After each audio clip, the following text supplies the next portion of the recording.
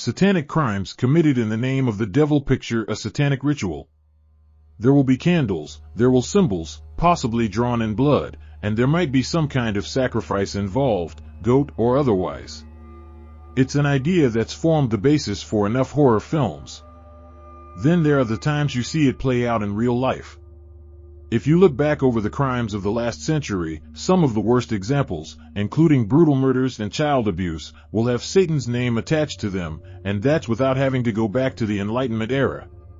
The devil gets blamed for a lot. It's an easy explanation for committing unspeakable acts. Satan made them do it. And in some of the most famous cases of satanic worship, it's not true.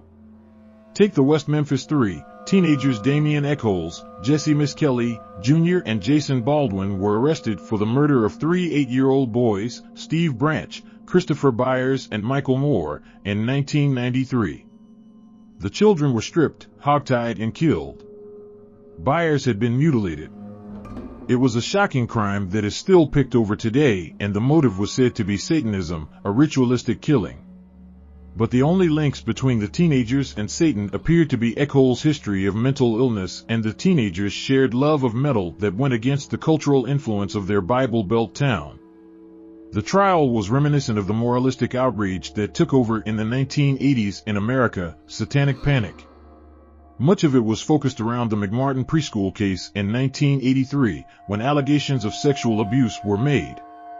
A mother at the school made the initial charges of abuse after her son had problems with his bowel movements. The charges then escalated to accusations of flushing children down the toilet to secret rooms and reports of flying witches.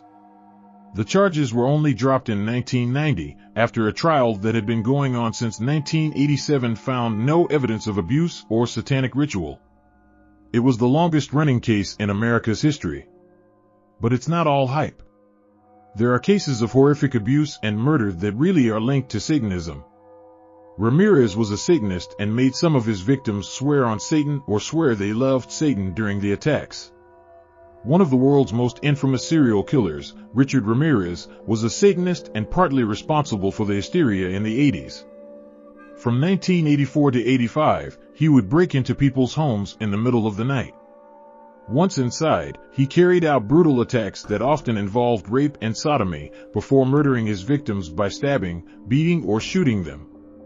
Ramirez was a Satanist and made some of his victims swear on Satan or swear they loved Satan during the attacks. At 17, Sean Sellers became the youngest person to be given the death penalty after it was reinstated in the 1970s. His crimes: murdering a shop clerk who refused to sell him beer and later, his parents. Before the murders, Sellers had immersed himself in Satanism, signaling his devotion by carrying a vial of fresh blood around his neck, which he would drink from, naturally. On the night of his parents' murder, Sellers had been performing his rituals. He later said he fell asleep and woke up to find his stepfather's gun in his own room. Sellers went into their bedroom and shot his stepfather, then, when she woke up, shot his mother in the face. Sellers' grandfather directed the police to him. Initially, he claimed to have no memory of the crimes, but later said he was two people, Sean and his demonic alter ego. Then there's the case of Michael Taylor, who in 1974 claimed to be possessed. Taylor lived in West Yorkshire with his wife. When he started behaving erratically, his vicar agreed to exorcise him. After hours of trying to expel the demonic spirits, Taylor was warned that a few demons still remained inside him. Quote, that is the reason he then slaughtered his wife with his bare hands. He gouged out her eyes, pulled out her tongue, and almost tore her face off completely. He also strangled their dog. Taylor was sent to institutions for 4 years.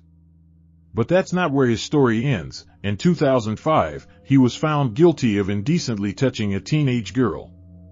Demonic possession, or rather, mental illness, was also behind the murder of Gemma Finnegan by Daniel Johnson in 2013.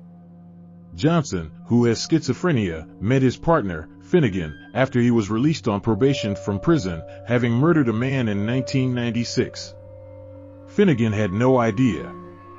Johnson believed she was possessed by a demon and strangled, beat, and stabbed her to death. He was found wandering around a school in Newcastle, covered in blood. A sex cult that cropped up in Wales in 2011 was also linked to the occult. Led by its high priest Colin Badley, who enrolled his wife and 2 other adults, the cult operated out of the group's cul-de-sac. If it sounds genteel, the group raped and assaulted children and teenagers, enlisting some into prostitution, from that very place. The group practiced occult rituals and writings, but were not technically Satanists, following the teachings of English occultist Aleister Crowley. In fact, 148 crimes were reported to the Metropolitan Police between 2004 and 2014 that involved witchcraft or ritualistic killings. And it continues. Earlier this year, 2 schoolgirls in America were arrested after they were found carrying weapons. The pair allegedly confessed to a plan that included drinking other children's blood and possibly eating their flesh. What could make 2 preteen girls plan something so awful? They wanted to be with Satan,